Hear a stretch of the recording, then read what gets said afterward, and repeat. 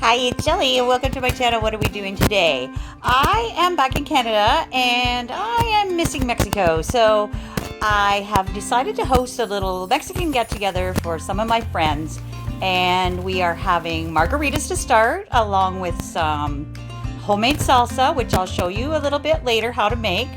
We're going to have that with some tortilla chips and maybe some pico de gallo. I think I'll make some of that for a pre-dinner snack with our margaritas. Then we are going to have Carnitas tacos. So I'm going to also show you how we're going to prepare that. And that's it. We are going to have ourselves a great little Mexican party to remind me of back down there. Temperatures in Canada are finally getting comparable to the temps in Mexico, so it's time for a Mexican party. This is how we roll at the trailer park. Getting my tribe together for some great food and laughter.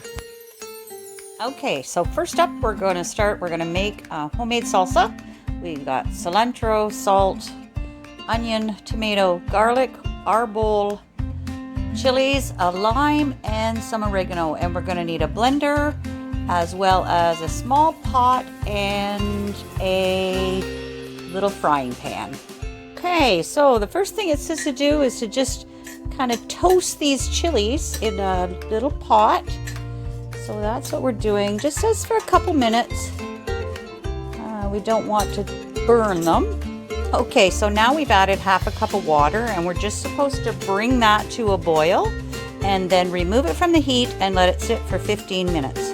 Okay, so the next thing is to grill the onions and tomatoes. I've used half of a white onion, which is cut into large wedges, and 2 tomatoes. So we're just going to grill these. It says 5 to 8 minutes, so we're just going to, work away at grilling those. Okay, so there are our chilies. They've been steeping for 15 minutes. Now the instructions say to remove the stems, and we've added the tomatoes, charred onions to the blender. We're going to remove these stems, and then we're going to add the chilies and the water to the blender as well.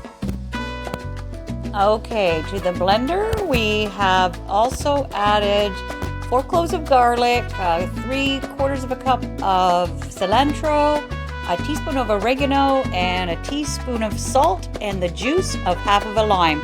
And now we will blend that.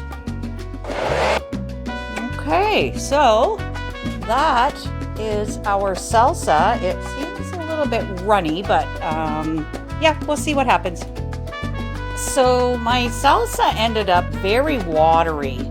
So what I'm doing is I'm straining some of the liquid off so that we can, I don't want my salsa to be really watery. So, but I had a little taste, and whoo-wee, she's a nice hot salsa.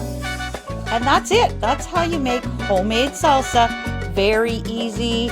We're going to put that in the fridge, and we're going to serve that at our Mexican party with tortillas, and then tortilla chips, and then we're also can use it as an addition to our carnita tacos.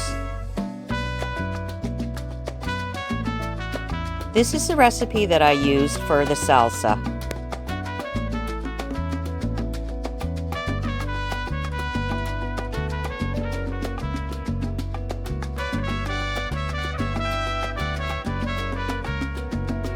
Okay, so I'm going to make my carnitas in a slow cooker. I'm going to get everything prepped here, put it in, and then let her simmer for probably 7 to 10 hours. So there is a nice piece of pork. We need some onion and garlic, jalapenos. Unfortunately, I couldn't get any real ones, so I had to go with the jarred, but it is what it is. I'm back in Canada.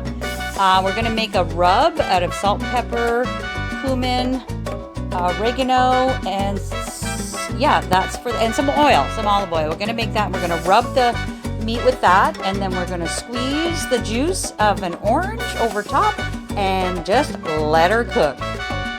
Okay, this is our pork already in the slow cooker. We've got an onion chopped in there, some jalapeno, some garlic, and we've done a rub with oil and cumin and oregano. And then we squeeze the juice of a very juicy large navel orange over everything. So that is going to have to cook for 10 hours, so we'll be back when she's all ready. The meat is done, and I've shredded it with 2 forks. Beautiful, juicy, tender pork. Okay, the gang has arrived. Time for some margaritas and snacks. I've decorated my porch to set the mood to Mexican.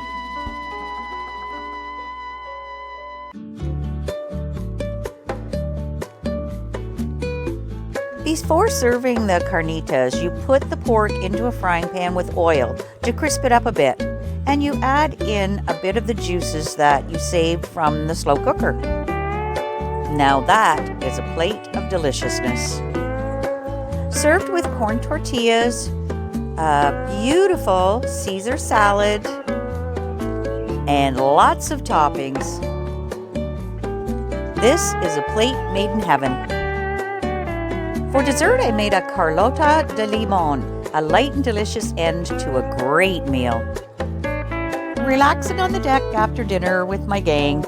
Thank you for watching. We had a blast. I'll put the link below to my earlier videos with the recipes for the Carlota and the margaritas. See you in my next video.